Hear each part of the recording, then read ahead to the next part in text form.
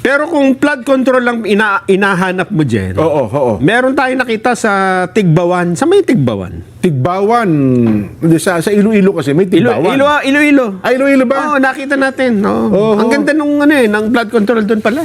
Ganon. Oo, ang swerte ng mga Ayan ang nangyari, Tigbawan. Ba?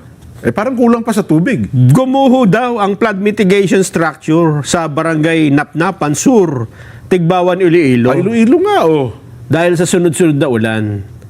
Di, paano pero wala? bumaba na, humupa na. At saka ginaayos na no? Yun na nga, Oo.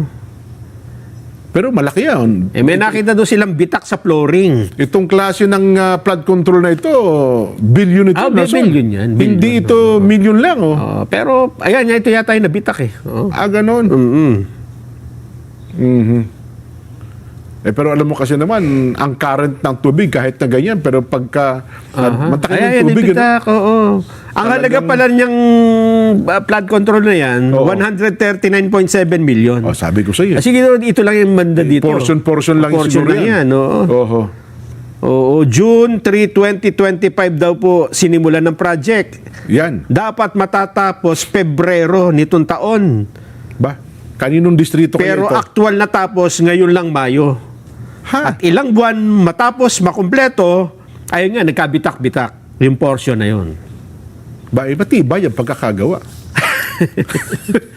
Pero baka nga yung Anong distrito ba yan? Kasi ang mga representante namin dyan, Janet Garin. Lawrence Defensor. Sino pa ba? 4 na distrito yung probinsya ng ng Iloilo, 4 o 6. Tigbawan, Tigbawan, Iloilo. Ayan. Hindi pa imbestigahan din ito. Saan? Hindi naman. Iimbestigahan ni yan? Senador Ping. Senador Ping. Bakit kagagawa? Kailan lang nagawa? Mayo. Mayo lang nagawa. Ganito na nangyari. Ang congresswoman pala dyan, Janet Garin. Kita mo. Inday Janet, mayong hapon. Nogid nga. Amo na ang project mo, tanawa. Pero maganda yung yung dito. Yun na baka dito sa bandang Natibag ay hindi maayos ang pagkakagawa. Sabi nga, wala namang perfecto talaga no? Ay paimbestigahan si Senador Ping Lacson yan. Paimbestigahan yan. Kasi Mayo lang nasira agad. Tsaka butas nga ng EDSA, imbestigahan yan pa kaya. Flood control yan Yan. Para magkaalaman na. Diba? Kung yung pondo pa talaga, magkano? 110 million? 100 plus, ay nagamit pa talaga sa pagpapatibay ng ito. Ang taga mga slope, Yan.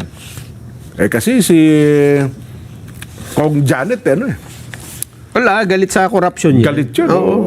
Mga Ilonggo, ganun talaga. Hindi pwede yan sa kanya. Galit din yan kay Miao Miao. Diba? Yan. Sana, maglabas sila ng statement o kung sa bagay na yan.